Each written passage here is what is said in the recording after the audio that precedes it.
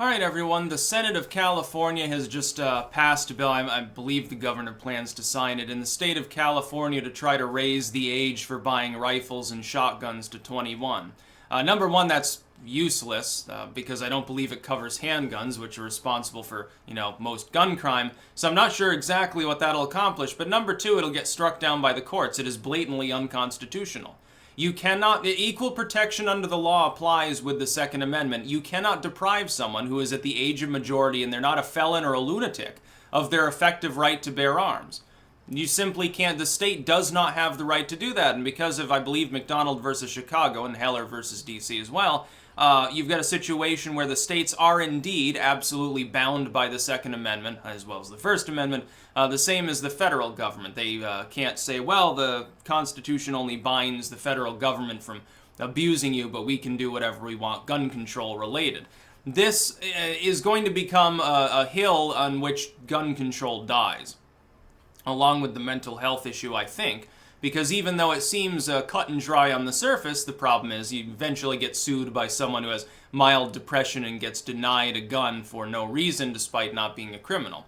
What you've got is a situation where California is now discriminating, or planning to discriminate, against a segment of its voting population, people who have achieved the age of majority and are fully due their constitutional rights, law-abiding individuals who do not pose any threat to society, who now will be stripped of their ability to exercise their Second Amendment rights.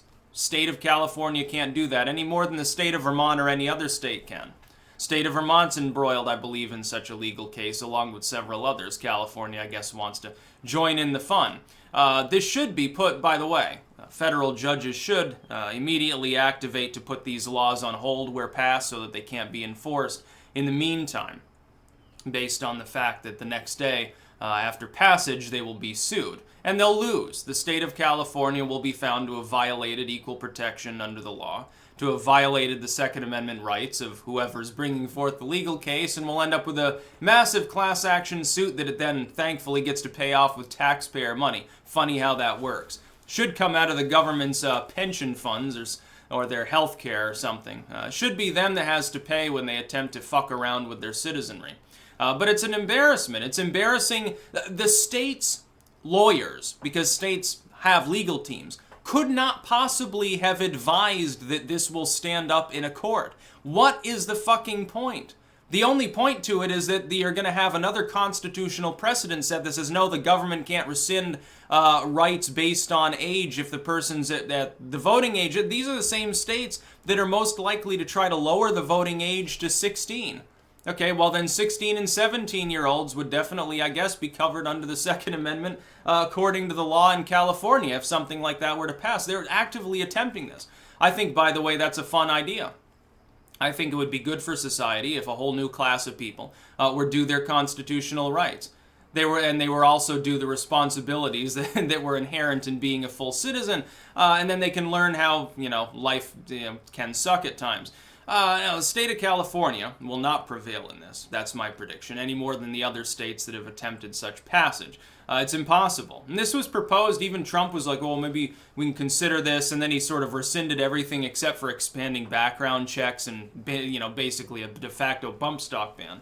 Not that it does anything. There are other devices that do exactly the same fucking thing, so it's not really a problem. A person can mill them themselves, and it's totally legal to do so. Go after manufacturers of bump stocks, what's the point? It doesn't make any sense at all. It's like when the government's tried to go after certain ammo classes, it's like, these are cop killer bullets.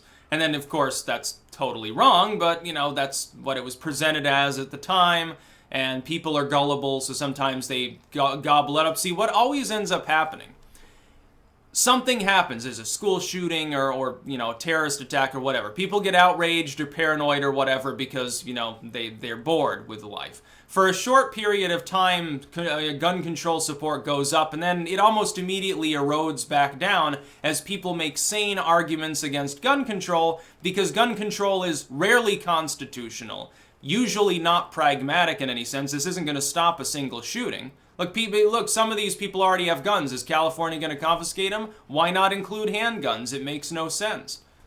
As for rifles, so long guns. Okay, what about a musket? Some old Winchester from a century ago or something. These laws don't make any sense. It's just bureaucratic bullshit, and we already have common sense gun control anyway. It's already a hefty bureaucratic system. Transporting guns, selling guns, manufacturing pieces, the manufacturing of ammo, it's all tightly regulated by the government already.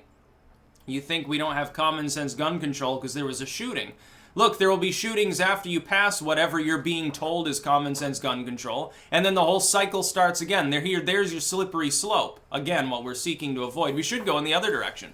We should realize you can't keep all the people safe all the time, but you can enable private citizens to defend themselves. That's the best way to go about things. It's the best way. California will lose on this case. There's no way that they're going to prevail. Even their liberal judges there in the state of California will find this unconstitutional. That's a guarantee.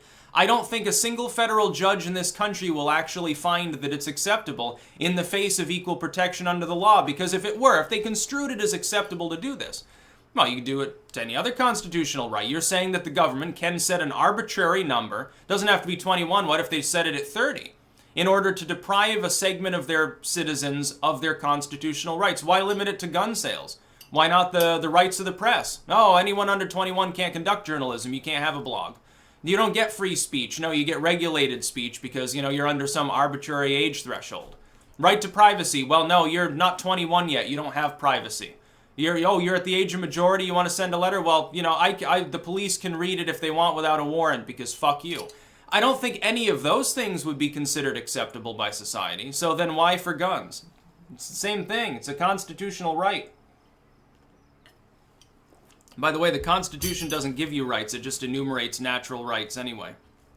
Some people argue against this, but it's like that's the spirit of the founding. The concept was you had an armed citizenry for the defense of the nation, too.